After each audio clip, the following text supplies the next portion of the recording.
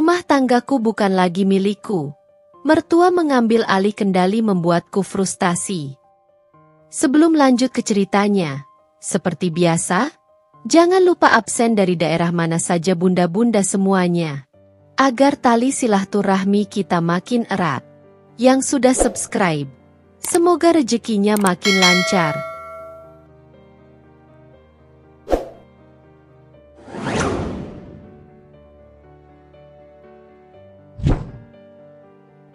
Ada satu foto pernikahan yang tersimpan rapi di laci meja riasku.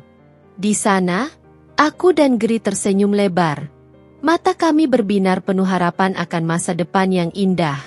Foto itu diambil tepat 2 tahun lalu. Di hari yang seharusnya menjadi awal dari babak baru dalam hidup kami. Babak yang hanya melibatkan aku dan dia. Namun, kenyataannya, babak ini selalu terasa ramai dengan kehadiran satu sosok lain. Ibu Nilam, ibu mertuaku. Sejak awal, Ibu Nilam tidak pernah benar-benar membiarkan Geri pergi. Bukan berarti ia melarang pernikahan kami, justru sebaliknya, ia tampak sangat bahagia melihat putra tunggalnya akhirnya menemukan pendamping hidup. Tapi, kebahagiaannya itu seolah memiliki syarat tersembunyi bahwa ia tetap menjadi bagian utama. Bahkan mungkin yang paling utama, dalam kehidupan Geri dan kini, dalam kehidupan rumah tangga kami. Aku ingat betul, beberapa hari setelah kami pindah ke apartemen baru, Ibu Nilam datang berkunjung dengan membawa sekantong penuh peralatan dapur. Ini panci kesukaan Geri dari kecil, katanya sambil meletakkan panci aluminium yang tampak sudah sangat usang di atas kompor baruku yang masih mengkilap.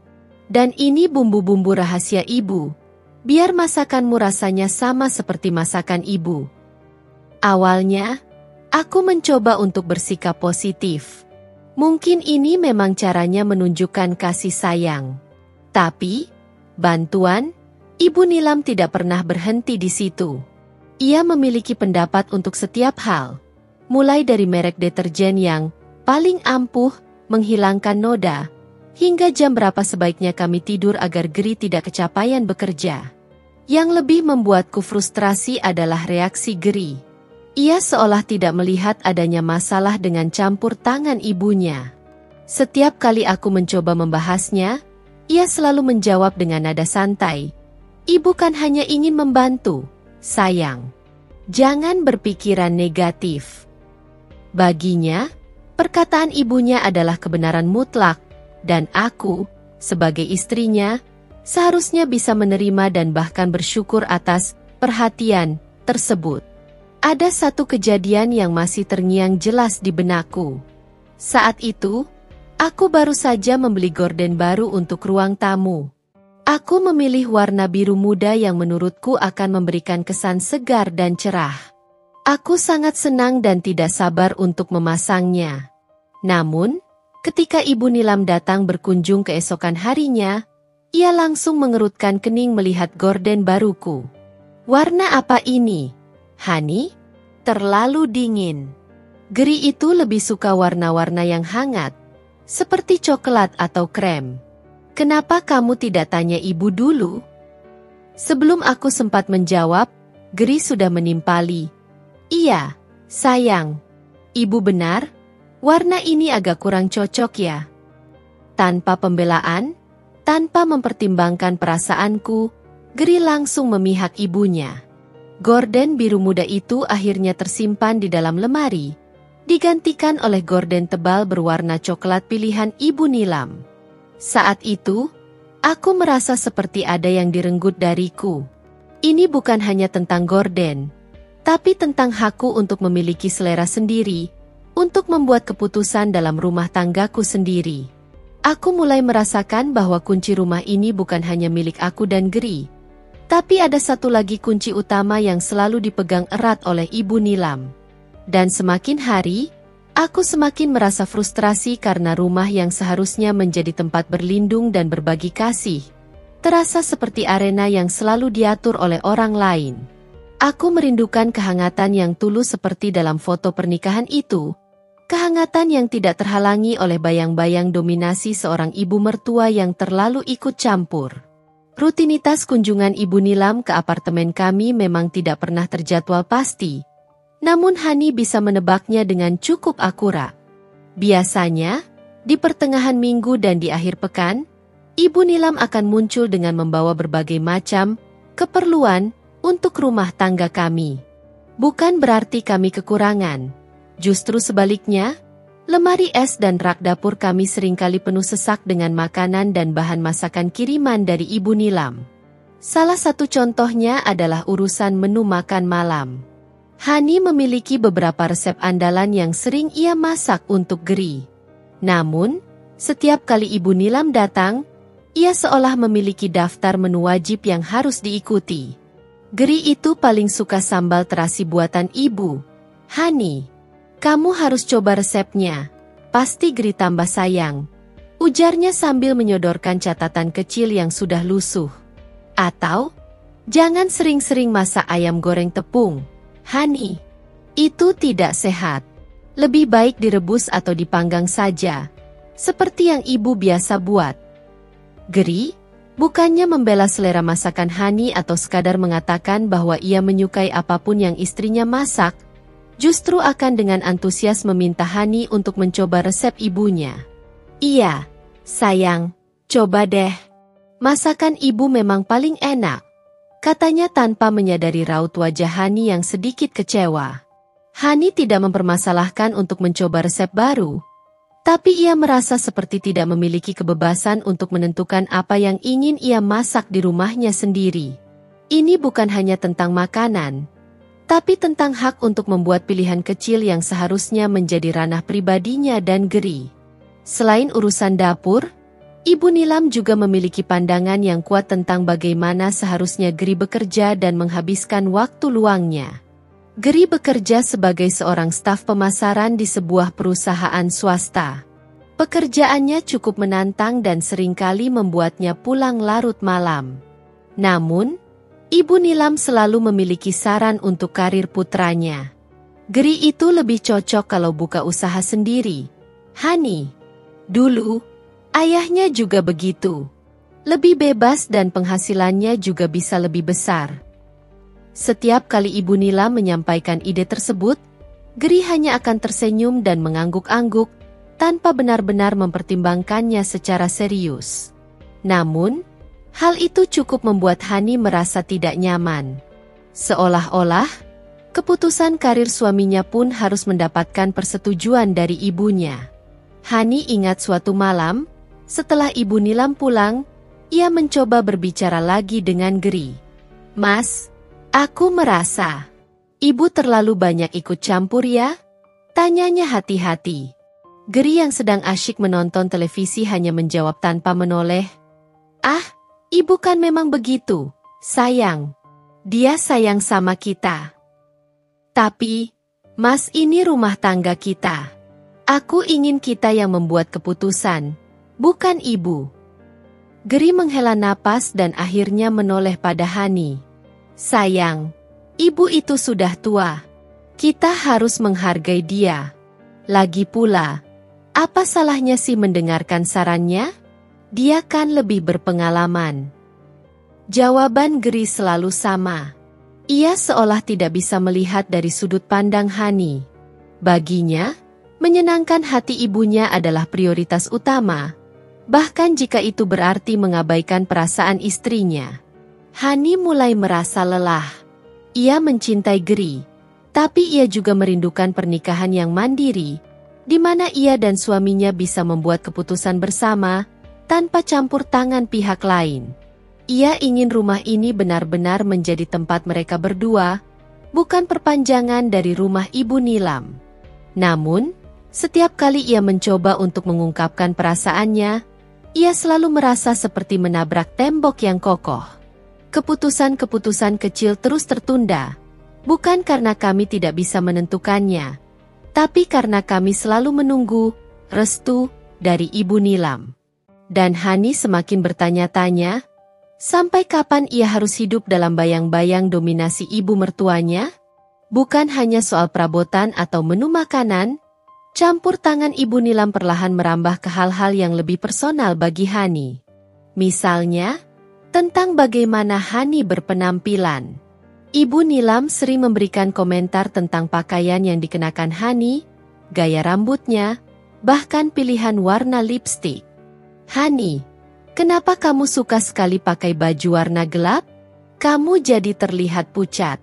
Coba deh, pakai warna-warna cerah seperti merah atau kuning, pasti Geri lebih suka. Ujar Ibu Nilam suatu siang saat berkunjung dan melihat Hani mengenakan blus berwarna biru tua, warna favoritnya. Hani hanya bisa tersenyum getir. Ia memang lebih nyaman dengan warna-warna netral dan gelap, tapi ia tidak pernah merasa penampilannya menjadi masalah bagi Geri setidaknya, sebelum Ibu Nilam berkomentar.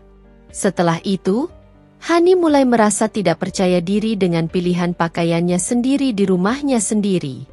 Bahkan, Ibu Nilam memiliki preferensi tentang bagaimana Hani menata rambutnya. Rambutmu bagus kalau digerai panjang, Hani. Kalau diikat seperti ini, kamu jadi terlihat seperti anak kecil. Geri kan suka wanita yang feminin. Lagi-lagi, Geri hanya mengangguk setuju tanpa memberikan pendapatnya sendiri.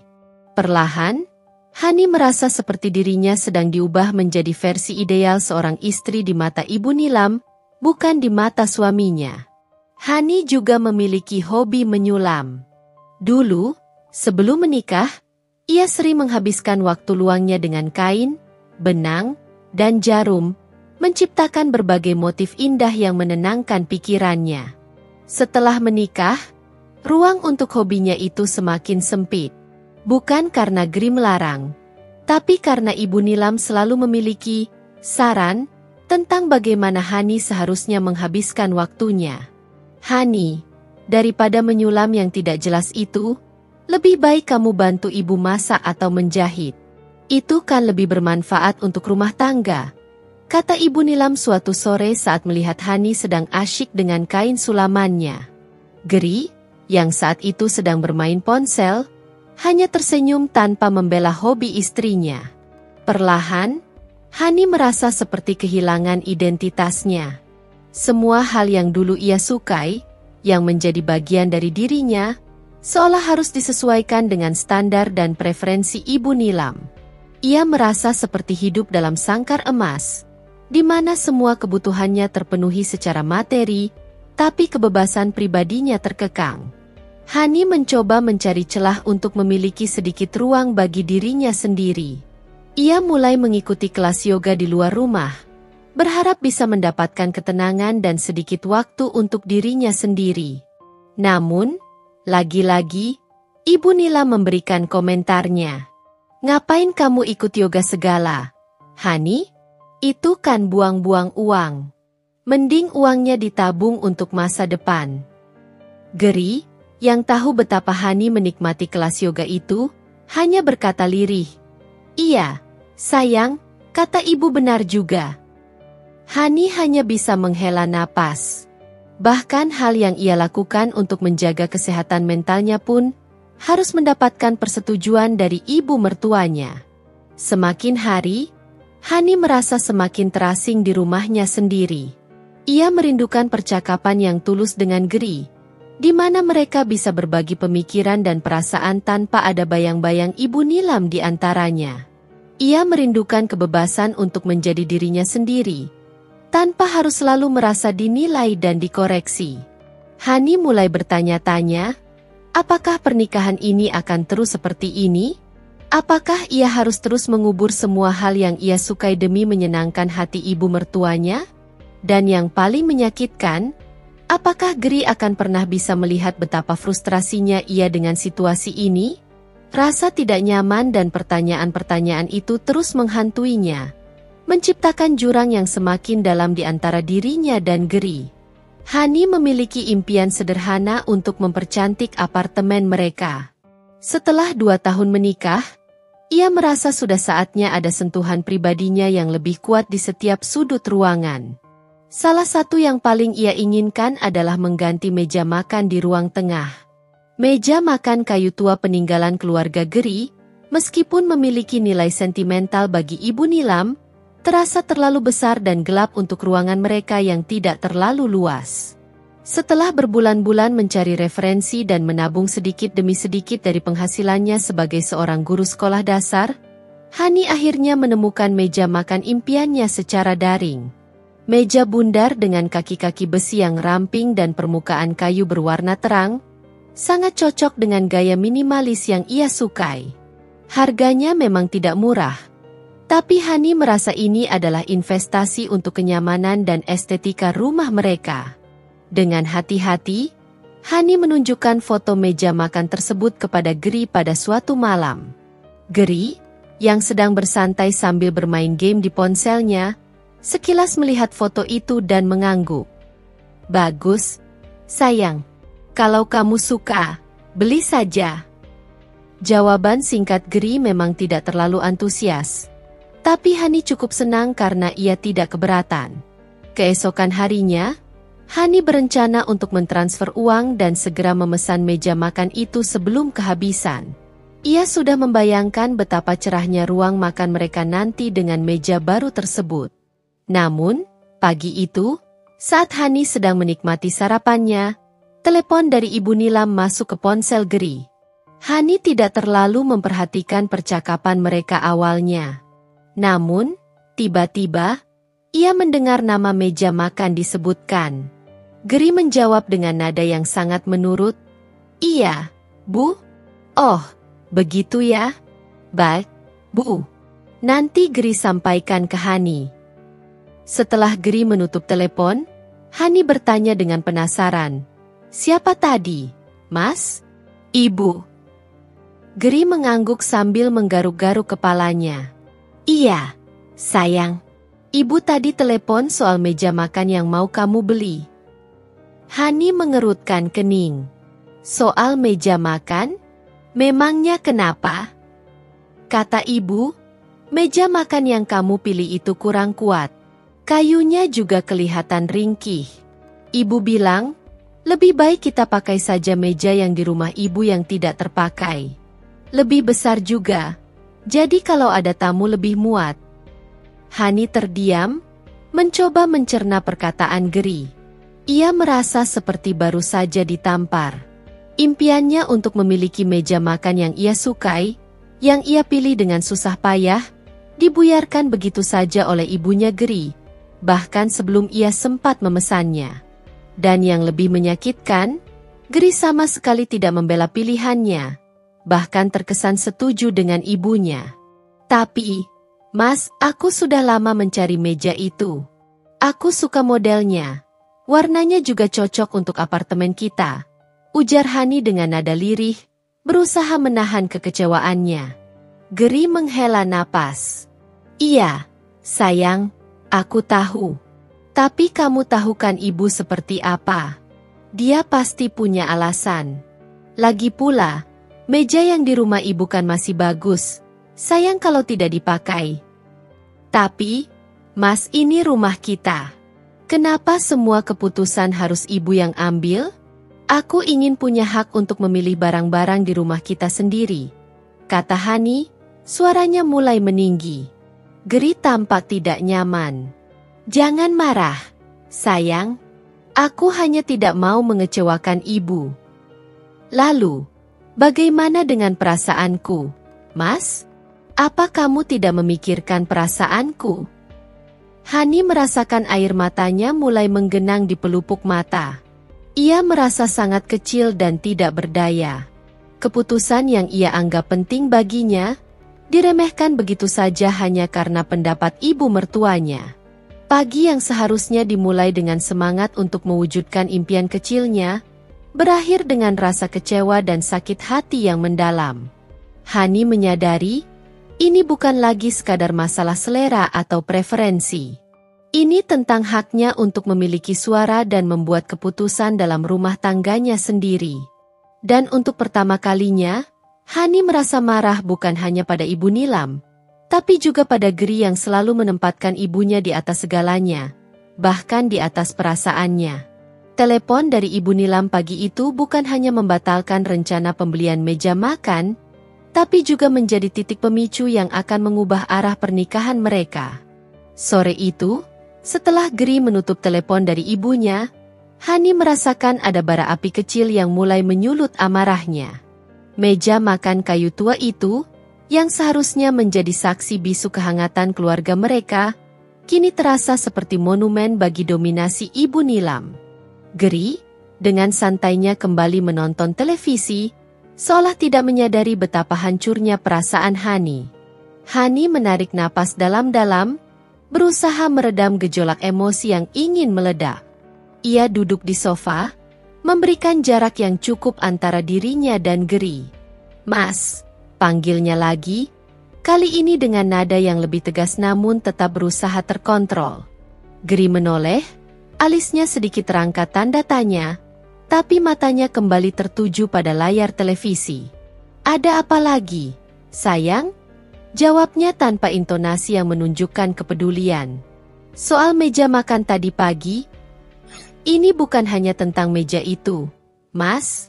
Ini tentang pola yang terus berulang. Setiap kali kita ingin membuat keputusan untuk rumah tangga kita, Ibu selalu punya peran yang lebih besar daripada aku." "Kenapa?" Hani berusaha menjaga suaranya agar tidak meninggi, meskipun hatinya terasa perih. Geri akhirnya mematikan televisi, sedikit terganggu dengan nada bicara Hani. Ia berbalik menghadap istrinya dengan ekspresi defensif. "Aku sudah bilang kan, Ibu cuma mau yang terbaik. Dia lebih berpengalaman dari kita." "Berpengalaman memang iya, Mas. Tapi ini hidup kita, rumah tangga kita. Pengalaman Ibu itu relevan untuk kehidupannya, bukan untuk kita. Aku ingin kita membangun rumah ini berdasarkan apa yang kita inginkan, apa yang kita butuhkan, bukan apa yang Ibu inginkan untuk kita," balas Hani, suaranya mulai bergetar menahan air mata. "Kamu ini kenapa sih? Semua hal selalu kamu permasalahkan. Ibu itu sayang sama kita. Hani, kenapa kamu selalu curiga dan berpikiran negatif?" Geri mulai menunjukkan nada tidak sabar. "Aku tidak curiga, Mas. Aku hanya ingin merasa dihargai sebagai istrimu. Aku ingin pendapatku didengar, keputusanku dipertimbangkan. Ingat waktu kita mau beli rak buku?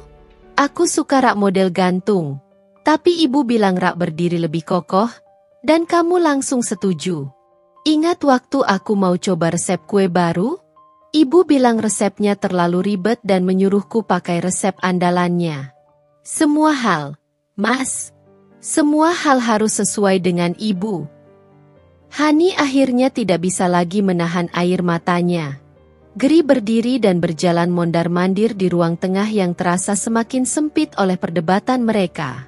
"Itu kan hal kecil, sayang. Kenapa kamu jadi sebesar ini?" "Kecil katamu? Ini tentang aku merasa tidak memiliki kendali atas hidupku sendiri, Mas. Aku merasa seperti boneka yang gerakannya diatur oleh Ibu. Aku ingin kita punya privasi, punya ruang untuk menjadi diri kita sendiri, tanpa campur tangan Ibu di setiap sudutnya. Aku juga ingin yang terbaik untuk kita, Hani. Dan aku percaya Ibu juga begitu. Aku tidak mau mengecewakan Ibu," jawab Geri dengan nada membela diri. "Lalu, bagaimana dengan aku, Mas? Apa kamu tidak takut mengecewakanku? Apa kamu tidak melihat betapa frustrasinya aku dengan situasi ini?" Hani menatap Geri dengan air mata yang terus mengalir. Ia berharap suaminya bisa melihat luka yang tersembunyi di balik kata-katanya. Geri menghela napas panjang, tampak benar-benar tidak mengerti. "Aku bingung, Hani. Aku sayang kamu, aku juga sayang Ibu. Aku tidak tahu harus bagaimana. Kamu harus belajar menjadi seorang suami, Mas. Seorang suami yang bisa mengambil keputusan untuk keluarganya sendiri, yang bisa melindungi istrinya dari campur tangan pihak luar. Kamu harus belajar menempatkan aku sebagai prioritas, bukan hanya menjadi anak laki-laki Ibu selamanya," kata Hani dengan nada tegas, meskipun hatinya terasa sakit. Geri terdiam, raut wajahnya menunjukkan kebingungan dan sedikit kemarahan. Ia merasa Hani tidak adil padanya dan pada ibunya. Baginya, menyenangkan hati ibunya adalah sebuah kewajiban, dan ia tidak mengerti mengapa Hani tidak bisa melihatnya dari sudut pandang itu. Aku tidak mau bertengkar lagi, Hani. Aku capek, kata Geri akhirnya, memilih untuk menghindar. Ia berjalan menuju kamar tidur dan menutup pintu dengan sedikit keras. Hani terisak lebih keras. Ia merasa percuma saja mencoba menjelaskan perasaannya. Geri seolah memiliki tembok tebal di hatinya yang menghalanginya untuk memahami apa yang ia rasakan. Ia terduduk lemas di sofa, menatap meja makan kayu tua itu dengan tatapan kosong. Ruang tengah itu terasa semakin sunyi dan dingin setelah Geri masuk ke kamar. Hani merasa sendirian, terperangkap dalam rumah tangga yang seharusnya menjadi tempat berlindungnya. Namun kini terasa seperti penjara yang dikendalikan oleh ibu mertuanya. Malam itu, Hani tidak bisa tidur nyenyak. Pikirannya dipenuhi dengan pertanyaan tentang masa depan pernikahannya dan rasa sakit hati yang semakin menggerogoti hatinya. Jurang di antara dirinya dan Geri terasa semakin lebar, dan Hani mulai bertanya-tanya, apakah cinta saja cukup untuk mempertahankan pernikahan ini? Beberapa minggu berlalu setelah pertengkaran pertama itu, dan suasana di antara Hani dan Geri masih terasa canggung. Mereka berusaha bersikap biasa, namun ada tembok tak kasat mata yang memisahkan mereka. Hani merasa Geri tidak benar-benar memahami perasaannya, dan Geri tampak menghindar untuk membahas masalah tersebut lebih lanjut. Kemudian, Ibu Nilam datang dengan perhatian barunya. Urusan keuangan rumah tangga. Suatu siang, saat Hani sedang memeriksa laporan keuangannya, Ibu Nilam datang berkunjung tanpa pemberitahuan. Ia langsung duduk di ruang tamu dan memulai percakapan dengan Geri. Geri, Ibu perhatikan kalian ini kok sering sekali pesan makanan dari luar ya? Itu tidak sehat dan boros. Seharusnya Hani lebih sering masak di rumah, ujar Ibu Nilam dengan nada sedikit menggurui. Geri hanya tersenyum canggung dan mengangguk. Iya, Bu, nanti Geri bilangin Hani. Hani yang mendengar percakapan itu dari dapur hanya bisa menghela napas. Ia dan Geri memang sesekali memesan makanan dari luar, terutama saat mereka berdua lelah setelah bekerja. Itu pun sudah mereka anggarkan dalam pengeluaran bulanan mereka. Namun, bagi Ibu Nilam, itu adalah pemborosan yang tidak perlu. Tidak berhenti di situ, Ibu Nilam kemudian melanjutkan, lalu, Ibu lihat Hani sering sekali menghabiskan uang untuk benang sulam dan kain-kain itu. Seharusnya kalian lebih fokus menabung untuk masa depan. Apalagi Geri kan belum punya rumah sendiri. Hani yang tadinya berusaha untuk tidak ikut campur, merasa terpancing. Ia keluar dari dapur dan berkata dengan nada sopan namun tegas, "Maaf, Ibu, tapi saya rasa kami sudah memiliki perencanaan keuangan sendiri. Kami tahu apa yang menjadi prioritas kami." Ibu Nilam menoleh pada Hani dengan tatapan tidak senang. Justru itu, Hani, kalian masih muda, belum berpengalaman. Lebih baik dengarkan saran Ibu. Ibu sudah makan asam garam kehidupan. Kemudian, Ibu Nilam menoleh kembali pada Geri. Geri, uangnya sini, tolong sebagian kasih ke Ibu. Akan Ibu buat sebagai investasi. Jangan semua dibelikan sesuatu yang gak berguna seperti peralatan sulam Hani itu. Geri tampak ragu sejenak, melirik ke arah Hani yang menatapnya dengan ekspresi terluka. Namun, akhirnya ia merogoh dompetnya dan memberikan sejumlah uang kepada ibunya. Ibu Nilam kemudian mengeluarkan sebuah kotak kecil dari tasnya dan memberikannya kepada Geri. Ini, sebagai gantinya ibu belikan gelang emas untuk Hani. Lumayan buat investasi jangka panjang. Jangan boros uang untuk hal-hal yang tidak penting. Hani terkejut. Ia tidak pernah meminta gelang emas. Dan ia merasa pemberian ini lebih seperti bentuk kontrol dan penghinaan terhadap hobinya daripada hadiah yang tulus. Ia melihat ke arah Geri, berharap suaminya bisa mengatakan sesuatu, membela Hani atau setidaknya menolak permintaan uang ibunya di depan Hani.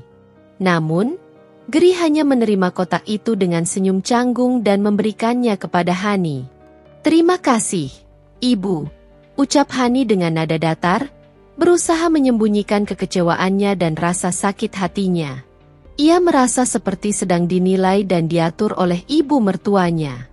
Bahkan hadiah pun terasa seperti bentuk intervensi yang dibiayai oleh uang mereka sendiri, yang seharusnya bisa mereka gunakan untuk keperluan rumah tangga mereka, bukan untuk investasi pilihan Ibu Nilam.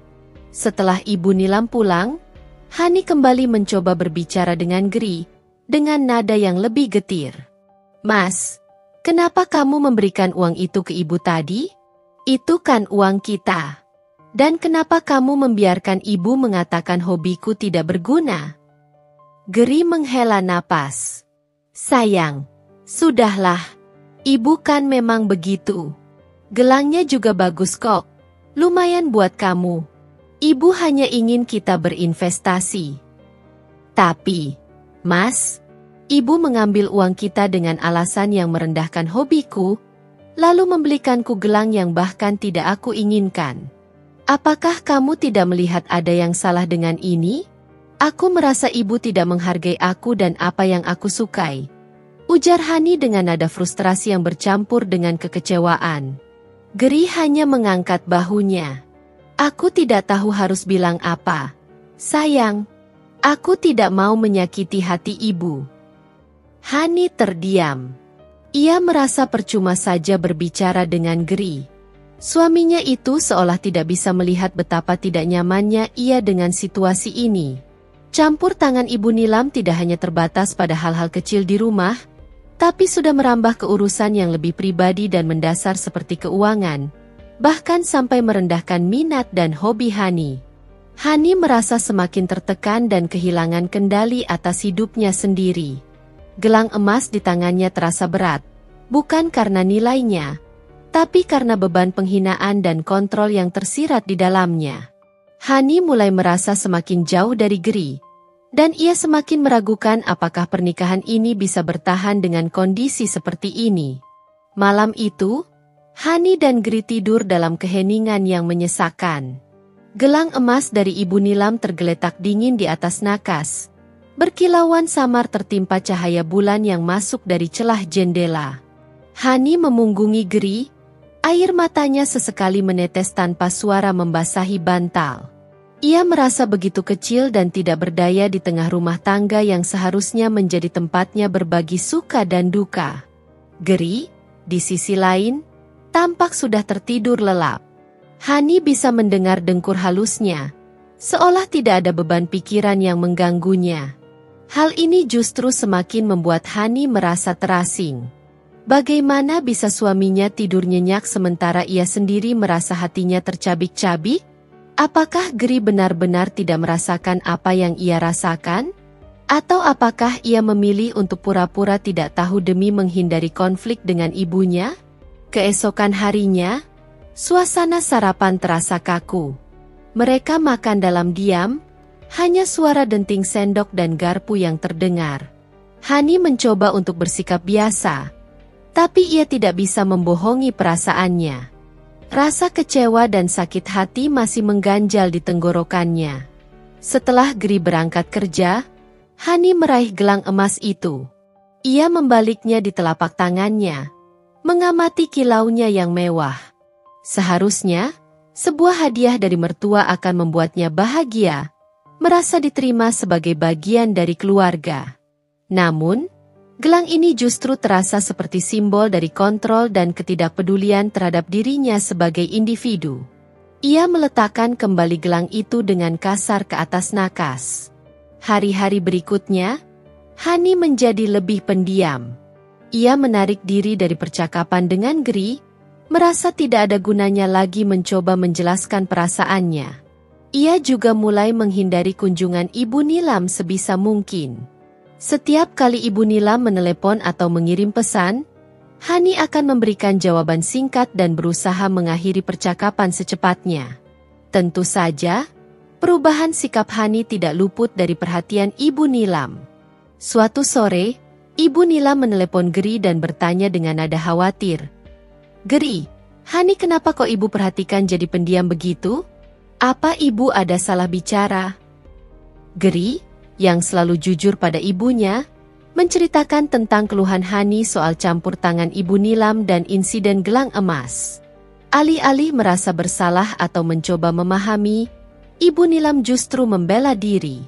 "Hani itu terlalu sensitif.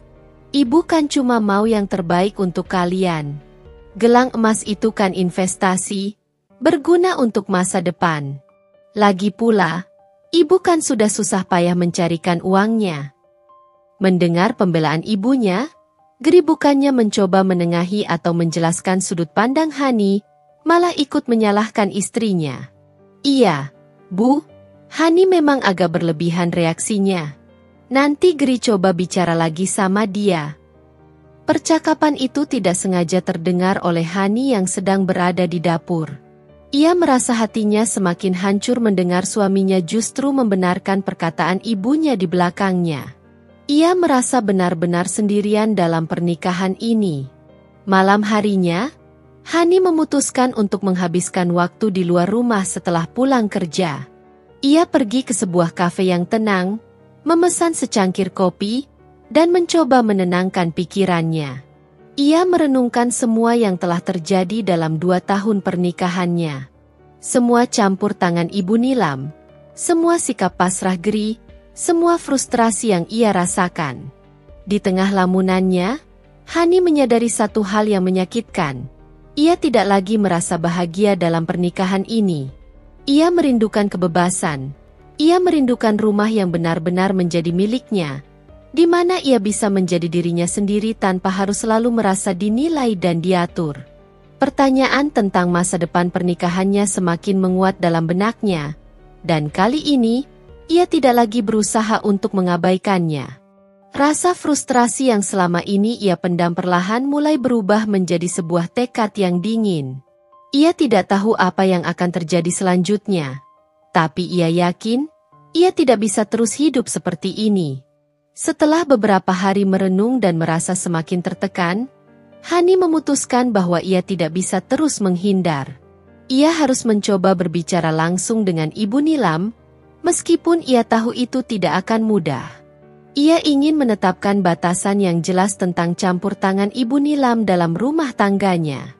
Dengan hati-hati, Hani menghubungi Ibu Nilam dan mengajaknya bertemu di sebuah kafe dekat rumah Ibu Nilam. Ia memilih tempat netral agar Ibu Nilam tidak merasa terancam atau seperti diserang di wilayahnya sendiri. Saat hari yang ditentukan tiba, Hani merasa gugup. Ia sudah menyiapkan kata-kata yang ingin ia sampaikan, berusaha untuk tetap sopan dan tidak menyakiti hati Ibu Nilam. Ketika Ibu Nilam tiba, ia tampak biasa saja, bahkan menyambut Hani dengan senyuman hangat. Setelah memesan minuman, Hani menarik napas dalam-dalam dan memulai percakapan. "Ibu, terima kasih sudah mau bertemu dengan saya. Ada hal yang ingin saya bicarakan." Ibu Nilam menatap Hani dengan penuh perhatian. "Ada apa, Hani? Kamu tampak serius sekali." "Begini, Ibu, saya sangat menghargai perhatian dan kasih sayang Ibu kepada kami, terutama kepada Geri. Tapi, belakangan ini, saya merasa Ibu terlalu banyak ikut campur dalam urusan rumah tangga kami," ujar Hani dengan nada lembut namun tegas. Ekspresi Ibu Nilam langsung berubah. Senyumnya menghilang, digantikan dengan kerutan di dahi. "Maksud kamu apa, Hani? Ibu kan hanya ingin membantu. Semua yang Ibu lakukan itu demi kebaikan kalian." "Saya tahu, Ibu. Saya percaya niat Ibu baik.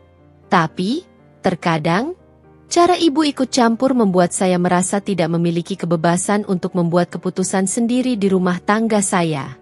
Saya merasa seperti rumah ini bukan sepenuhnya milik saya dan Geri," lanjut Hani, berusaha menjelaskan perasaannya tanpa menyalahkan.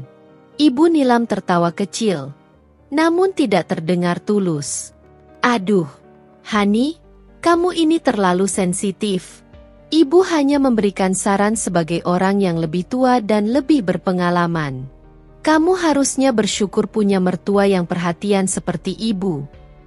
Saya bukannya tidak bersyukur, Ibu. Tapi, saya juga ingin belajar untuk mandiri dalam berumah tangga.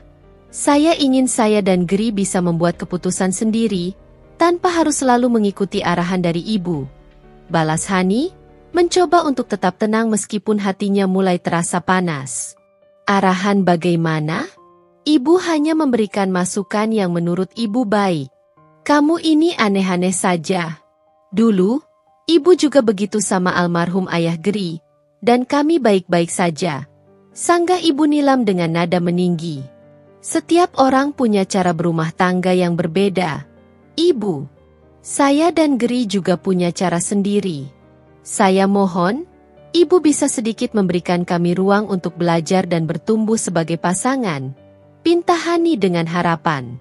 Ibu Nilam menggelengkan kepala. Kamu ini keras kepala sekali, Hani. Ibu hanya tidak mau kalian salah langkah. Gri itu anak ibu satu-satunya. Tentu saja ibu khawatir.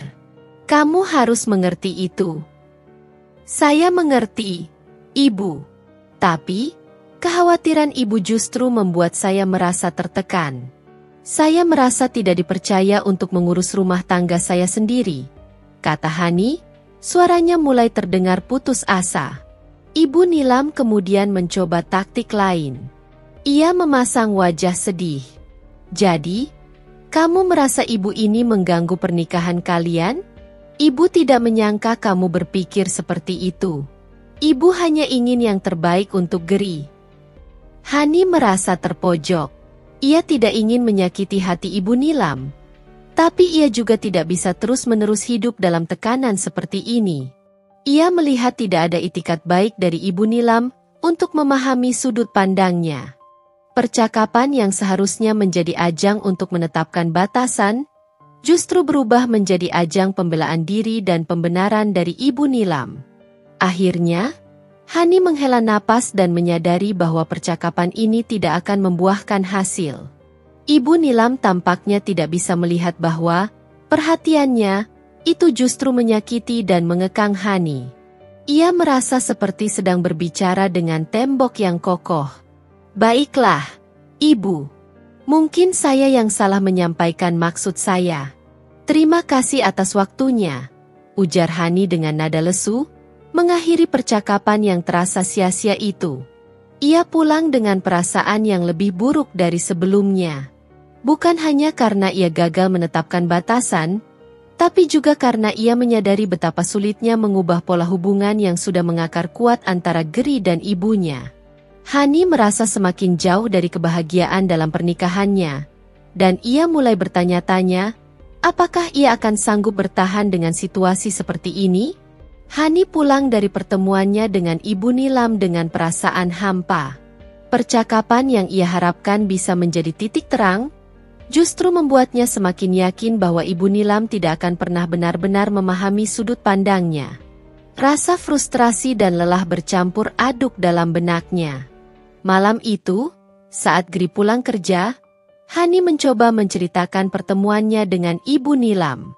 Ia berusaha menyampaikan semuanya dengan tenang, tanpa emosi berlebihan, berharap Gri bisa melihat betapa sulitnya situasinya. Mas, tadi aku ketemu ibu. Hani memulai percakapan sambil menyiapkan makan malam. Gri yang sedang mengganti pakaian hanya menjawab singkat. Oh ya? Ada apa? Aku mencoba berbicara dengannya soal campur tangannya dalam rumah tangga kita. Lanjut Hani, menatap punggung Gri yang membelakanginya. Gri terdiam sejenak, lalu berbalik menghadap Hani dengan ekspresi khawatir. Terus? Ibu bilang apa? Hani menghela napas. Ya, seperti yang sudah kuduga. Ibu merasa dia hanya ingin membantu dan aku terlalu sensitif. Gri mendekat dan memeluk Hani dari belakang. Sudahlah, sayang. Ibu memang begitu. Kamu jangan terlalu dipikirkan. Pelukan Gri seharusnya terasa menenangkan, tapi kali ini justru membuat Hani merasa semakin kecewa. Jawaban Geri selalu sama. Meremehkan perasaannya dan membela ibunya tanpa mencoba memahami apa yang ia alami. Hani melepaskan pelukan Geri dan berbalik menghadapnya. Mas, ini bukan hanya soal aku yang terlalu sensitif. Ini tentang kita membangun rumah tangga kita sendiri. Aku ingin kamu bisa melihat dari sudut pandangku. Aku merasa tidak punya ruang untuk menjadi diriku sendiri di rumah ini. Geri menggaruk-garuk kepalanya, tampak bingung. Aku mengerti maksud kamu, sayang. Tapi aku juga tidak mau menyakiti hati ibu. Dia kan ibuku satu-satunya. Aku tidak menyuruhmu untuk menyakiti hatinya, Mas. Aku hanya ingin kamu bisa menempatkan aku sebagai istrimu, sebagai partner hidupmu.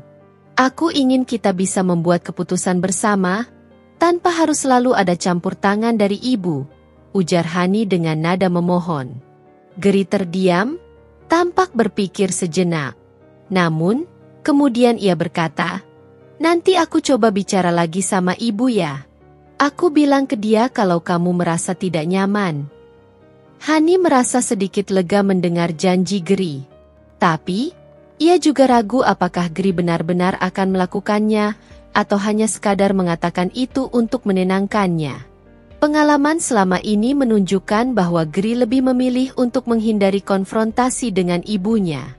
Beberapa hari kemudian, Hani mencoba menanyakan apakah Geri sudah berbicara dengan Ibu Nilam.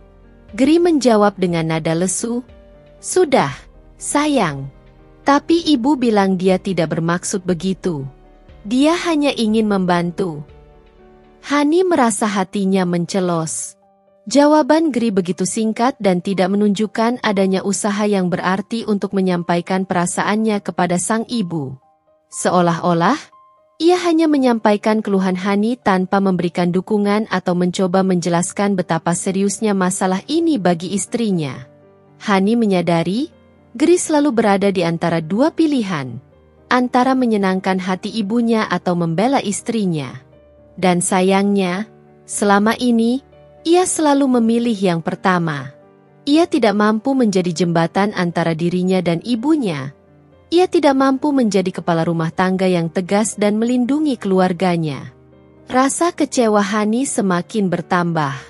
Ia merasa sendirian dalam perjuangannya. Geri, orang yang seharusnya menjadi sandarannya, justru menjadi bagian dari masalah. Ia mulai meragukan apakah Geri benar-benar memahami arti pernikahan yang sesungguhnya. Pernikahan yang seharusnya dibangun atas dasar kesetaraan, saling menghargai, dan membuat keputusan bersama. Malam-malam Hani semakin sunyi. Ia seringkali terbangun di tengah malam dan menatap langit-langit kamar dengan pikiran kosong. Ia merasa terperangkap dalam situasi yang tidak tahu bagaimana cara keluarnya. Ia mencintai Geri. Tapi ia tidak bisa terus-menerus hidup dalam bayang-bayang dominasi Ibu Nilam. Rasa frustrasi dan keputusasaan perlahan mulai menggerogoti hatinya, menciptakan jarak yang semakin lebar antara dirinya dan suaminya. Hani mulai bertanya-tanya, apakah ia akan sanggup terus bertahan dalam pernikahan yang terasa semakin hampa ini? Semakin hari, Hani merasa semakin terisolasi dalam pernikahannya. Geri tampak tidak mampu atau tidak mau memahami perasaannya, dan Ibu Nilam semakin gencar dalam mengatur kehidupan rumah tangga mereka. Hani merasa tidak punya tempat untuk mencurahkan isi hatinya. Akhirnya, ia memutuskan untuk menghubungi Ovie, sahabatnya sejak kuliah. Ovie selalu menjadi tempat Hani mencari dukungan dan nasihat. Ia adalah sosok yang pengertian, bijaksana, dan selalu memberikan pandangan yang jujur. Dengan sedikit ragu, Hani menceritakan semua yang ia alami selama ini kepada Ovie, mulai dari campur tangan Ibu Nilam hingga sikap pasif Geri. "Ya Tuhan, Han, aku nggak nyangka separah ini," ujar Ovie dengan nada prihatin setelah mendengar cerita Hani. "Kamu pasti sangat tertekan." Hani menahan air matanya yang hampir pecah. "Aku benar-benar frustrasi. Aku merasa seperti tidak punya kendali atas hidupku sendiri. Ini bukan pernikahan yang aku impikan."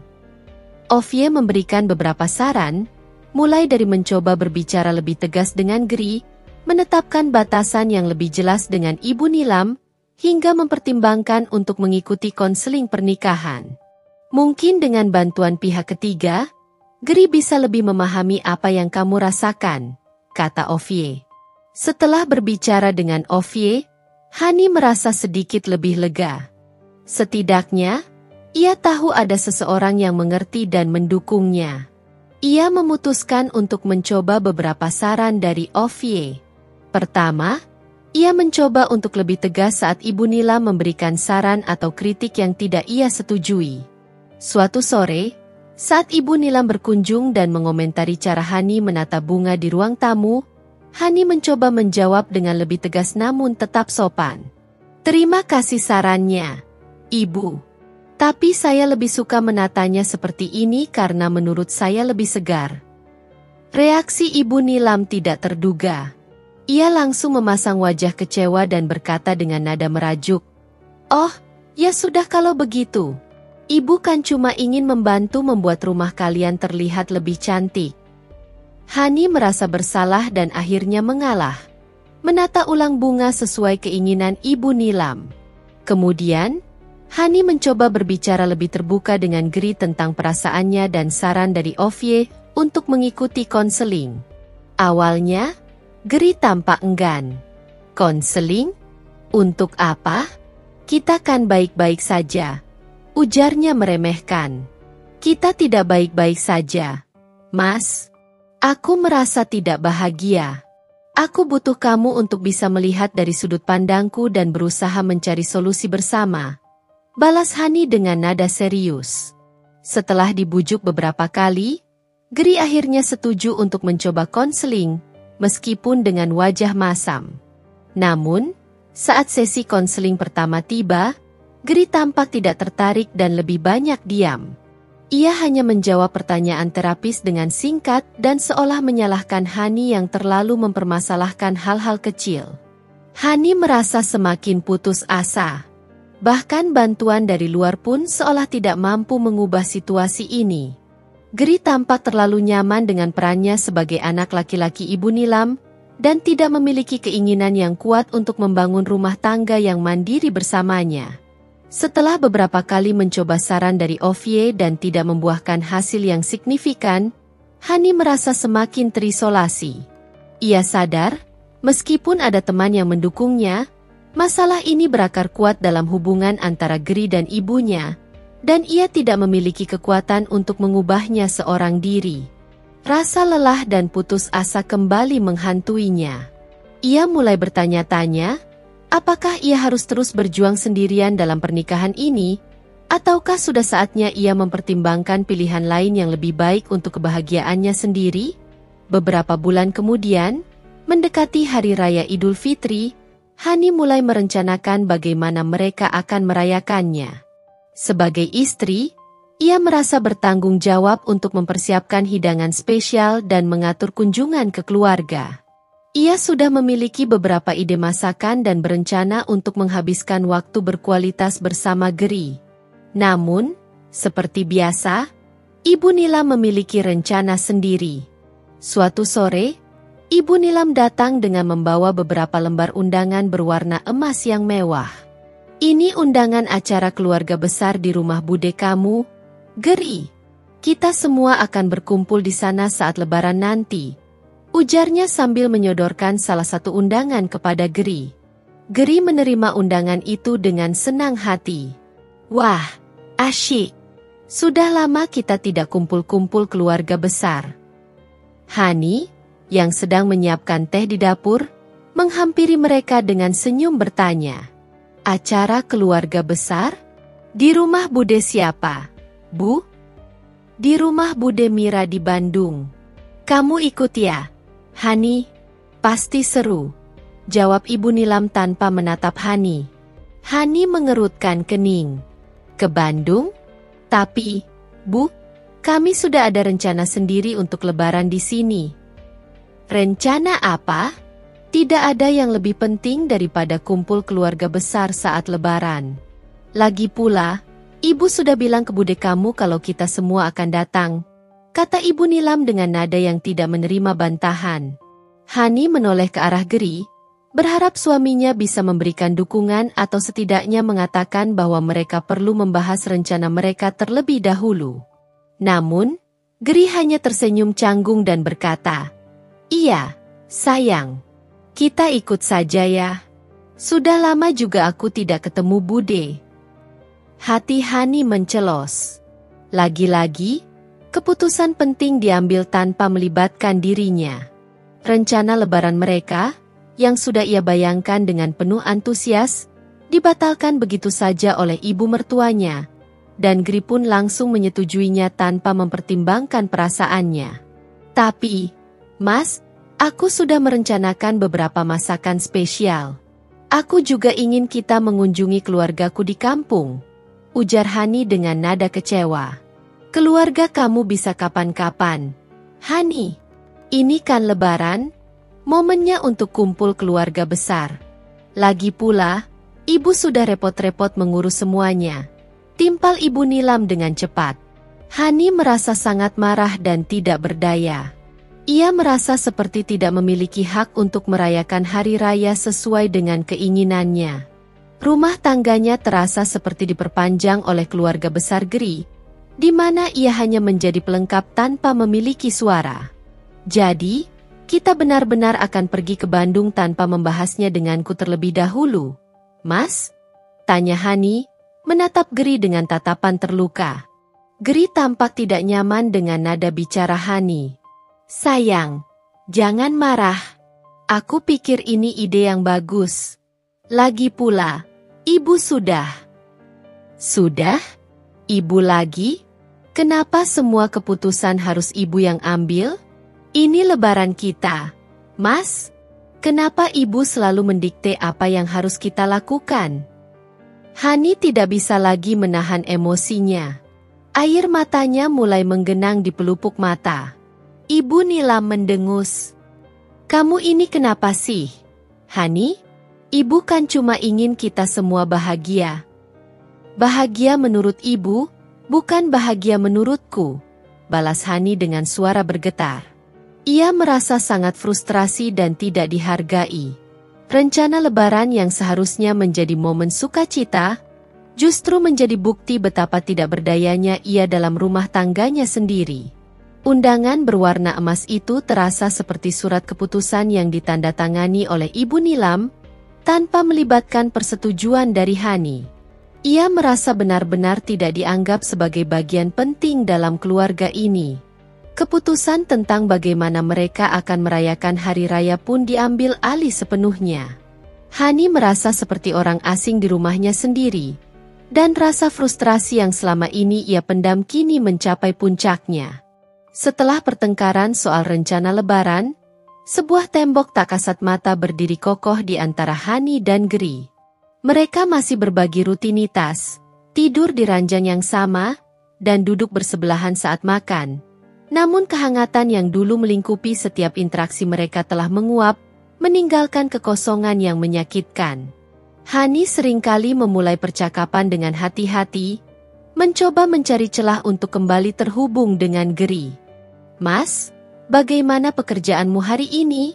tanyanya suatu malam, berharap mendapatkan jawaban yang lebih dari sekadar gumaman singkat. Namun, Geri hanya menjawab, "Biasa saja," tanpa memberikan detail lebih lanjut atau bertanya balik tentang hari Hani. Percakapan itu akan berakhir di sana, menyisakan Hani dengan perasaan diabaikan.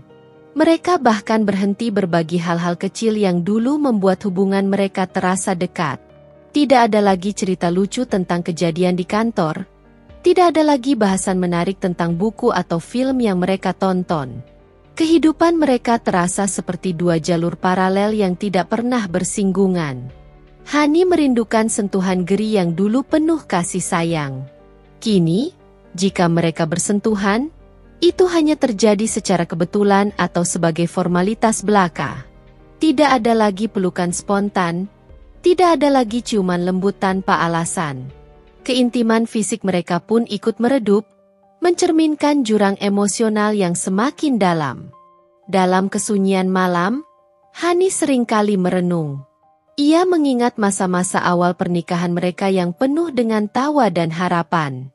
Mereka memiliki impian yang sama, membangun rumah tangga yang bahagia dan saling mendukung.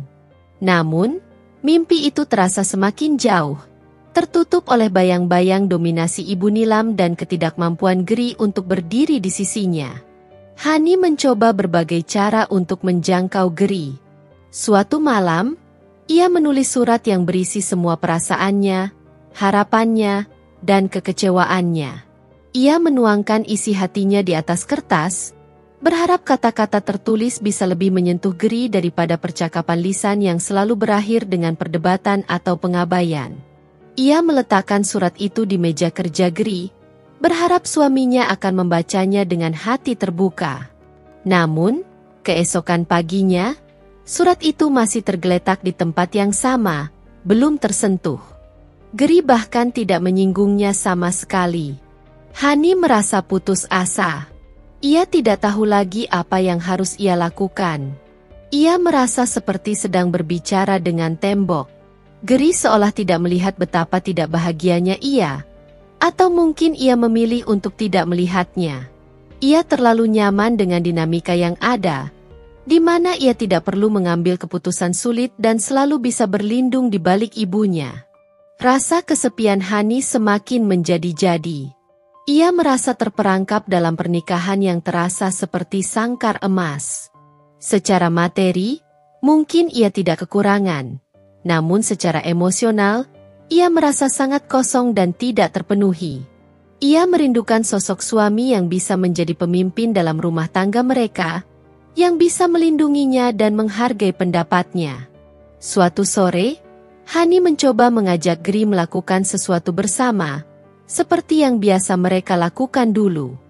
"Mas, bagaimana kalau akhir pekan ini kita pergi ke bioskop? Ada film bagus," katanya. Ajaknya dengan nada sedikit bersemangat, mencoba mencairkan suasana. Geri, yang sedang fokus pada ponselnya, menjawab tanpa menoleh. "Gak tahu deh, sayang. Kayaknya aku capek." Kemudian, tanpa menunggu jawaban Hani, ia menambahkan, "Minggu depan ibu mengajak kita makan malam di rumahnya." Hani hanya bisa menghela napas. Bahkan ajakan sederhana untuk menghabiskan waktu berdua pun ditolak, dan lagi-lagi rencana mereka harus disesuaikan dengan keinginan Ibu Nilam. Saat itu, Hani merasakan sesuatu dalam dirinya patah. Ia merasa tidak lagi memiliki harapan untuk memperbaiki hubungan mereka. Jarak di antara mereka sudah terlalu lebar, dan kata-kata yang dulu mudah mengalir kini terasa seperti beban yang terlalu berat untuk diucapkan. Hani merasa benar-benar sendirian, dan bayangan tentang masa depan yang suram mulai menghantuinya. Pernikahan yang dulu ia impikan kini terasa seperti mimpi buruk yang tak berujung. Ulang tahun pernikahan kedua kami jatuh di akhir bulan ini. Hani sudah jauh-jauh hari merencanakan kejutan untuk Geri. Ia memesan tiket perjalanan ke sebuah pulau kecil yang indah, tempat mereka berdua bisa bersantai, menikmati pemandangan, dan menghabiskan waktu berkualitas tanpa gangguan. Ia bahkan sudah memesan penginapan romantis dengan pemandangan laut yang menakjubkan. Ini adalah hadiah yang ia berikan dari uang tabungannya sendiri, sebuah upaya untuk menghidupkan kembali romansa yang terasa memudar dalam pernikahan mereka. Hani sangat bersemangat. Ia sudah membayangkan betapa bahagianya Geri saat menerima kejutan ini. Ia merencanakan untuk memberikan tiket tersebut saat makan malam romantis di rumah pada malam ulang tahun pernikahan mereka. Namun, beberapa hari sebelum hari H, Ibu Nilam datang berkunjung dengan membawa sebuah amplop besar. Ini ada undangan dari keluarga besar ibu di Surabaya. Mereka mengadakan acara pernikahan anaknya tepat di tanggal ulang tahun pernikahan kalian. "Ibu sudah bilang kita akan datang sekeluarga," ujarnya sambil menyodorkan amplop itu kepada Geri. Geri menerima undangan itu dengan ekspresi terkejut, lalu menoleh ke arah Hani. "Sayang, ini..." Sebelum Geri sempat melanjutkan, Ibu Nilam sudah menyela. "Iya, Geri, Ini acara penting. Kita harus datang sebagai bentuk dukungan keluarga. Lagi pula, sudah lama ibu tidak bertemu dengan Besan. Hani terdiam, jantungnya berdebar kencang. Ia tidak percaya ini terjadi lagi. Rencana yang sudah ia susun dengan susah payah, kembali dibatalkan oleh campur tangan ibu mertuanya. Ia menatap Geri, berharap ada sedikit saja pembelaan untuk rencananya, untuk mereka berdua. Namun, seperti yang sudah ia duga, Geri hanya tersenyum canggung dan berkata, "Iya, sayang. Kita ikut saja ya. Sekalian bertemu keluarga di sana." Hani merasakan amarahnya mendidih. Ini bukan lagi soal meja makan atau warna gorden. Ini tentang momen spesial dalam pernikahan mereka yang kembali direnggut oleh Ibu Nilam, dan Geri lagi-lagi memilih untuk menuruti ibunya tanpa mempertimbangkan perasaannya. "Mas, apa kamu tidak ingat kalau itu tanggal ulang tahun pernikahan kita?" Tanya Hani dengan nada suara yang bergetar. Geri tampak sedikit terkejut, seolah baru menyadari hal itu. Ia menatap Hani dengan ekspresi bersalah. "Oh, iya, aku lupa, sayang." "Lupa katamu? Aku sudah merencanakan ini jauh-jauh hari. Aku ingin kita merayakannya berdua, Mas." "Hanya kita," ujar Hani. Air matanya mulai menggenang di pelupuk mata. Ibu Nilam mendengus. "Ulang tahun pernikahan bisa dirayakan kapan saja, Hani. Tapi acara keluarga seperti ini tidak bisa diundur. Kamu harus mengerti prioritas." "Prioritas? Prioritas ibu selalu keluarga besar Geri, bukan kita. Pernikahan ini seharusnya menjadi prioritas kita, Mas. Tapi kenapa kamu selalu menempatkan ibumu di atas segalanya?" Hani akhirnya tidak bisa lagi menahan air matanya. Ia merasa sangat marah, kecewa, dan tidak berdaya. Geri mencoba meraih tangan Hani, tapi Hani menarik tangannya. Ia merasa muak dengan semua ini. Ia muak dengan campur tangan Ibu Nilam yang tidak pernah berhenti. Dan ia lebih muak lagi dengan sikap Geri yang selalu pasrah dan tidak pernah bisa menjadi kepala rumah tangga yang sebenarnya. "Aku tidak mau pergi ke Surabaya," kata Hani dengan nada tegas, menatap tajam ke arah Geri dan Ibu Nilam. "Aku ingin merayakan ulang tahun pernikahanku dengan suamiku, bukan dengan keluarga besan ibu yang bahkan tidak kukenal." Ibu Nilam tampak terkejut dan marah. "Kamu ini kenapa jadi membangkang begini, Hani? Tidak sopan sekali." "Sopan? Apakah sopan jika ibu selalu mengambil alih semua keputusan dalam hidup kami? Apakah sopan jika ibu tidak pernah menghargai apa yang aku inginkan?" balas Hani dengan suara yang semakin meninggi. Geri hanya bisa berdiri terpaku, tidak tahu harus berbuat apa. Ia tampak ketakutan melihat kemarahan Hani, dan juga tidak berani membantah ibunya. Saat itu, Hani merasa ada sesuatu dalam dirinya yang patah. Semua kesabaran dan toleransinya selama ini telah habis. Ia menatap Geri dengan tatapan kosong, menyadari bahwa pria yang ia cintai itu tidak pernah benar-benar ada untuknya. Ia selalu berada di bawah bayang-bayang ibunya. "Aku tidak bisa terus seperti ini, Mas," ujar Hani lirih, namun penuh dengan keyakinan yang baru. "Rumah tangga ini bukan lagi milikku. Aku merasa tidak punya hak apapun di sini." Ia kemudian berbalik dan berjalan menuju kamar tidur, meninggalkan Geri dan Ibu Nilam yang terdiam membeku di ruang tamu. Tiket ke Pulau Impian yang ia simpan di dalam laci terasa seperti ejekan yang menyakitkan. Inilah akhirnya. Hani mengunci diri di kamar, membiarkan air matanya mengalir deras. Ia duduk di tepi tempat tidur, memeluk bantal erat-erat. Rasa sakit hati, marah, dan kecewa bercampur aduk menjadi satu. Ia merasa lelah, sangat lelah dengan semua drama dan ketidakadilan ini. Pernikahannya terasa seperti sandiwara yang naskahnya ditulis oleh Ibu Nilam, dan ia hanya menjadi pemeran figuran yang tidak memiliki dialog. Tak lama kemudian, Pintu kamar terbuka perlahan. Geri berdiri di ambang pintu, tampak bingung dan khawatir. "Sayang, kamu kenapa?" tanyanya lirih. Hani tidak menjawab, hanya terus terisak. Geri mendekat dan duduk di sampingnya, mencoba meraih tangannya. Hani menarik tangannya, tidak ingin disentuh olehnya. "Hani, ibu tadi sudah pulang. Coba cerita sama aku. Ada apa?" Geri berusaha membujuk. Hani akhirnya mengangkat wajahnya yang basah oleh air mata dan menatap Geri dengan tatapan kosong. "Ada apa katamu? Masih tanya ada apa? Semua sudah jelas, Mas. Aku sudah tidak tahan lagi." Geri mengerutkan kening. Tidak tahan kenapa? Hanya karena masalah liburan ke Surabaya? Hanya? Mas bilang hanya? Ini bukan hanya soal liburan, Mas. Ini tentang semuanya. Tentang ibu yang selalu ikut campur dalam setiap aspek kehidupan kita. Tentang kamu yang selalu menuruti ibumu tanpa pernah memikirkan perasaanku. Ujar Hani dengan nada yang meninggi. "Aku kan sudah bilang, ibu cuma mau yang terbaik."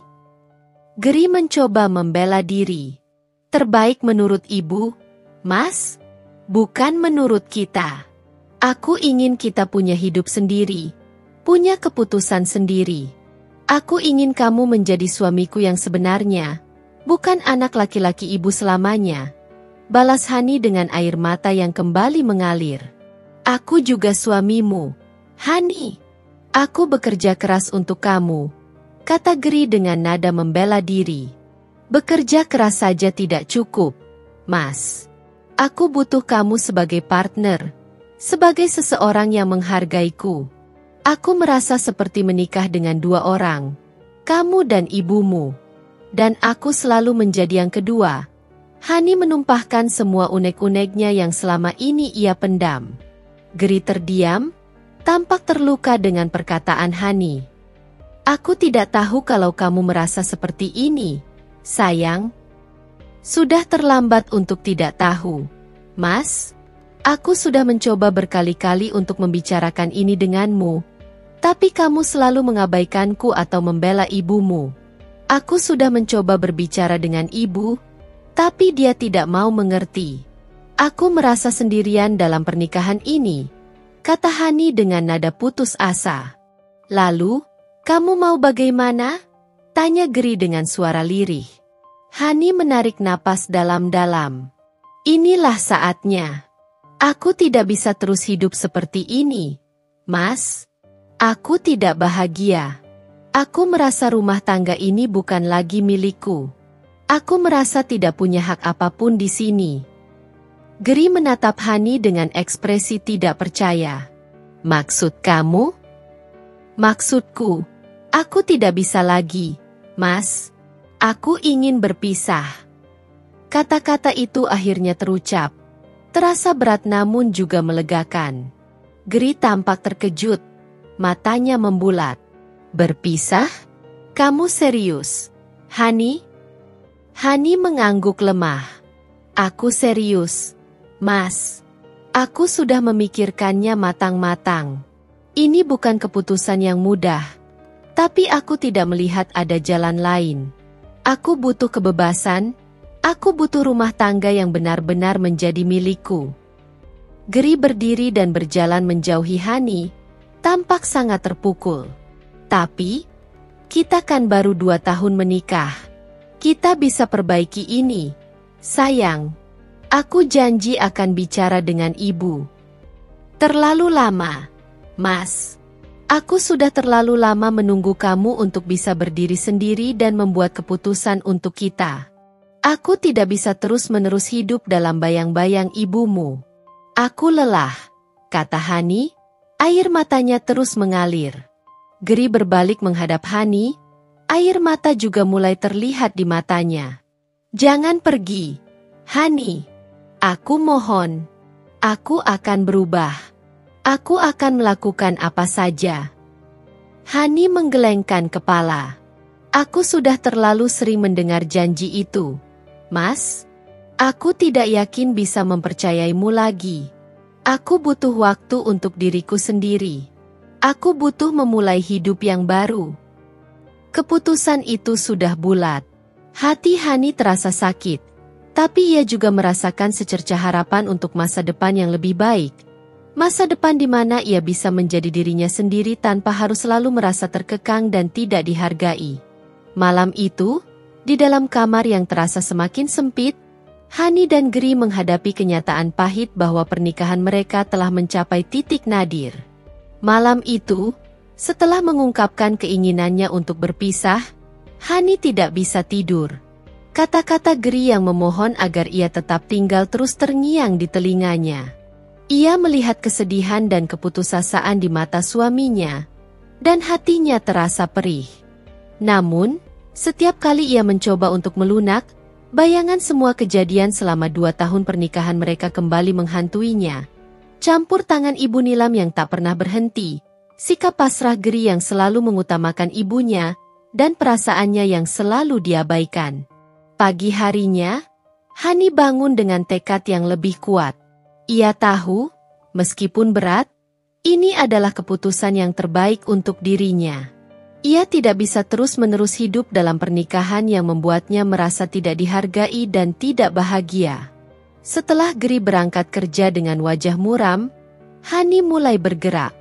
Ia mengeluarkan sebuah koper besar dari dalam lemari dan meletakkannya di sudut kamar. Dengan hati-hati, ia mulai mengemasi barang-barang pribadinya. Pakaian, perlengkapan sulamnya yang selama ini sering diremehkan, buku-buku kesayangannya, dan beberapa foto kenangan bersama teman-temannya sebelum menikah. Setiap barang yang ia masukkan ke dalam koper terasa seperti melepaskan satu ikatan dari kehidupan yang selama ini ia jalani bersama Gri. Air matanya sesekali menetes, terutama saat ia melihat foto pernikahannya dengan Gri yang tersenyum bahagia. Ia ingat betapa besar cintanya pada pria itu dulu, betapa besar harapannya akan masa depan mereka. Namun, harapan itu kini telah pupus, terkubur di bawah dominasi seorang ibu mertua dan ketidakmampuan seorang suami untuk menjadi pemimpin dalam rumah tangganya. Setelah selesai mengemasi sebagian besar barang-barangnya, Hani mengambil ponselnya dan mencari nomor kontak Ovie. Ia mengirimkan pesan singkat kepada sahabatnya itu, "Ov, aku butuh bantuanmu. Aku memutuskan untuk pergi." Tak lama kemudian, Ovie membalas dengan nada khawatir. "Hani, kamu serius? Ada apa? Aku segera ke sana." Sambil menunggu Ovie datang, Hani berjalan ke ruang tengah. Ia menatap sekeliling apartemen yang selama ini menjadi saksi bisu suka dan dukanya. Meja makan kayu tua yang besar dan gelap masih berdiri kokoh di sana, mengingatkannya pada awal mula konflik mereka. Gorden coklat tebal pilihan Ibu Nilam masih terpasang di jendela, menghalangi cahaya matahari yang masuk. Hani merasa tidak ada lagi jejak dirinya di rumah ini. Semuanya terasa seperti milik Gri dan ibunya. Ketika bel apartemen berbunyi, Hani menarik napas dalam-dalam dan membuka pintu. Ovie langsung memeluknya erat. "Hani, aku khawatir sekali. Ceritakan semuanya." Hani menceritakan keputusannya kepada Ovie. Air matanya kembali mengalir saat ia mengungkapkan semua rasa sakit dan kekecewaannya. Ovie mendengarkan dengan penuh perhatian, sesekali memberikan pelukan dan kata-kata penyemangat. Setelah itu, mereka berdua mulai memindahkan koper dan barang-barang Hani yang lain ke mobil Ovie. Gri belum pulang kerja, dan Hani merasa lebih baik jika ia pergi sebelum suaminya itu kembali. Ia tidak ingin ada drama atau perdebatan yang lebih panjang. Keputusannya sudah bulat, dan ia ingin segera memulai babak baru dalam hidupnya. Sebelum pergi, Hani meninggalkan sebuah surat di atas meja rias di kamar tidur. Surat itu berisi permohonan maaf kepada Gri karena telah memilih jalan ini, namun juga menjelaskan bahwa ia tidak bisa lagi bertahan dalam pernikahan yang membuatnya merasa tidak bahagia. Ia berharap Gri bisa mengerti keputusannya suatu hari nanti. Dengan Ovie di sisinya, Hani keluar dari apartemen yang selama ini menjadi rumah tangganya. Ia menoleh ke belakang sejenak, menatap pintu yang tertutup itu dengan perasaan campur aduk. Ada rasa sedih dan kehilangan, namun juga ada secercah harapan dan kebebasan yang mulai ia rasakan. Langkahnya terasa berat, namun ia tahu ia sedang berjalan menuju masa depan yang lebih baik. Masa depan di mana ia bisa memiliki rumah tangga yang benar-benar menjadi miliknya. Geri pulang kerja dengan perasaan lelah dan sedikit bersalah. Ia berencana untuk meminta maaf kepada Hani atas sikapnya semalam dan berjanji akan berbicara dengan ibunya. Ia bahkan sudah memikirkan beberapa hal yang bisa mereka lakukan bersama di akhir pekan untuk memperbaiki suasana. Namun, begitu ia membuka pintu apartemen, ia merasakan ada yang berbeda. Suasana rumah terasa sunyi dan dingin yang tidak biasa. Lampu ruang tengah mati, dan tidak ada aroma masakan yang menyambutnya. Ia memanggil nama Hani, namun tidak ada jawaban. Dengan langkah cepat, ia menuju kamar tidur. Di sana, ia melihat koper besar tergeletak di sudut ruangan, dan sebagian lemari tampak kosong. Di atas meja rias, ia menemukan sebuah amplop putih. Dengan tangan gemetar, ia membukanya dan membaca surat dari Hani. Setiap kata dalam surat itu terasa seperti pukulan telak bagi Geri. Ia tidak percaya Hani benar-benar pergi. Ia merasa dunianya runtuh seketika. Penyesalan dan kepanikan menyeruak dalam dirinya. Ia mencoba menghubungi Hani, namun panggilannya tidak dijawab. Ia mengirimkan pesan singkat, namun tidak ada balasan. Dalam keadaan panik, Geri menghubungi ibunya. Ia menceritakan semuanya dengan nada suara yang bergetar. Ibu Nilam, alih-alih merasa bersalah atau khawatir, justru marah besar kepada Hani. Apa-apaan Hani itu? Tidak tahu terima kasih. Sudah ibu baik-baikin selama ini, malah pergi begitu saja. Dasar tidak tahu sopan santun. Bentak Ibu Nilam dari seberang telepon. Geri mencoba membela Hani, meskipun hatinya masih bingung dan sakit. Tapi, Bu, mungkin ada benarnya juga apa yang Hani rasakan. Kita memang terlalu. Kamu jangan ikut-ikutan membela dia. Geri, dia itu yang salah. Kamu harus segera cari dia dan bawa dia pulang. Jangan biarkan dia merusak nama baik keluarga kita. Ibu Nilam terus memarahinya tanpa memberikan kesempatan Geri untuk berbicara. Sementara itu, Hani berada di apartemen Ovie. Setelah menumpahkan semua kesedihannya, ia merasa sedikit lebih tenang. Ovie dengan sabar mendengarkannya dan memberikan dukungan yang ia butuhkan. Malam itu, Hani tidur di kamar tamu Ovie, merasa aman dan terlindungi untuk pertama kalinya dalam waktu yang sangat lama. Keesokan harinya, ponsel Hani berdering tanpa henti. Ada banyak panggilan dan pesan dari Geri. Awalnya, Hani merasa ragu untuk menjawab. Namun akhirnya ia mengangkat telepon dari suaminya itu. Hani, kamu di mana? Kenapa kamu pergi begitu saja? Aku mohon, pulanglah. Kita bisa bicarakan semuanya, ujar Geri dengan nada putus asa. Hani menarik napas dalam-dalam. Mas, aku sudah memikirkannya matang-matang. Aku tidak bisa kembali. Aku butuh waktu untuk sendiri. Tapi kenapa? Hani, apa salahku? Aku janji akan berubah. Aku akan melakukan apa saja untuk kamu. Geri terus memohon. Terlalu lama, Mas. Aku sudah terlalu lelah. Aku harap kamu bisa mengerti, jawab Hani dengan nada lembut namun tegas. Ia tahu, kembali ke apartemen itu hanya akan mengulang siklus yang sama. Ia membutuhkan ruang untuk menyembuhkan diri dan menemukan kembali kebahagiaannya. Setelah percakapan telepon itu, Hani merasa sedikit lega. Ia tahu ini adalah langkah yang benar, meskipun terasa sangat menyakitkan. Ia mulai menata kembali hidupnya dengan bantuan Ovie. Ia mencari informasi tentang pengacara dan mulai mempersiapkan segala sesuatu yang dibutuhkan untuk proses perceraian. Hari-hari pertama setelah kepergiannya terasa berat. Ada rasa kehilangan dan kesepian yang menyelimuti hatinya. Namun, di sisi lain, ia juga merasakan kebebasan yang selama ini ia rindukan.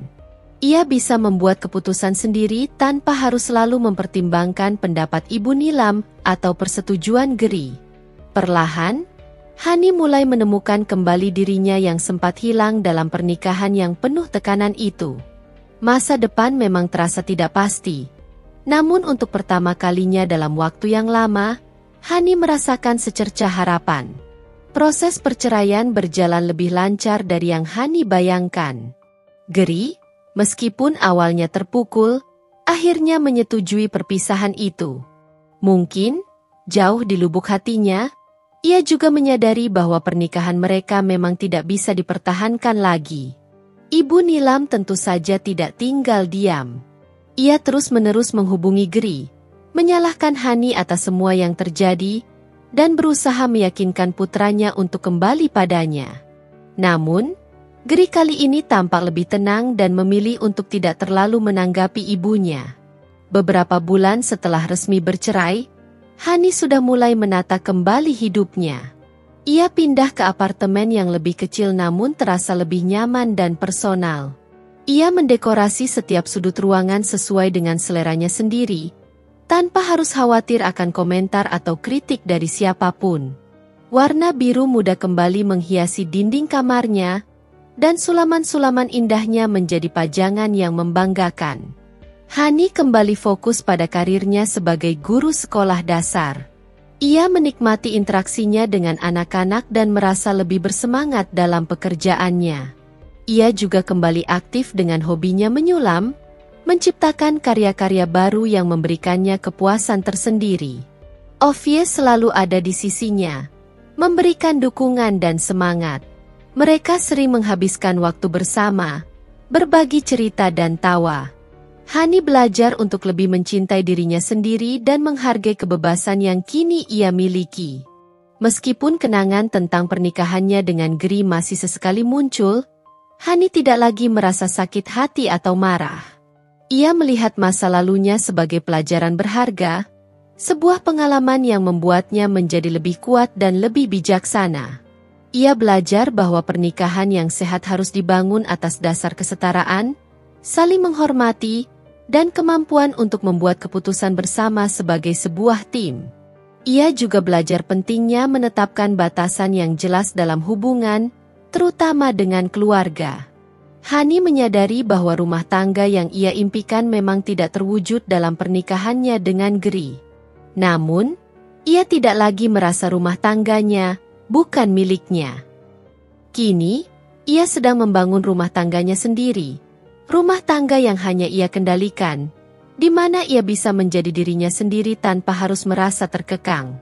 Suatu sore, sambil menikmati secangkir teh di balkon apartemennya yang dipenuhi dengan tanaman bunga, Hani tersenyum. Ia merasa damai dan bahagia. Ia telah melewati masa-masa sulit, namun ia berhasil keluar dari sana dengan lebih kuat dan mandiri. Ia tahu, masa depannya masih panjang dan penuh dengan kemungkinan. Dan kali ini, ia yakin, rumah tangganya yang akan datang akan benar-benar menjadi miliknya, sebuah tempat berlindung yang penuh dengan cinta dan kebebasan yang sesungguhnya. Pengalaman pahit di masa lalu telah mengajarkannya arti pentingnya memiliki kendali atas hidupnya sendiri dan memilih pasangan yang benar-benar bisa menjadi partner dalam membangun rumah tangga yang bahagia.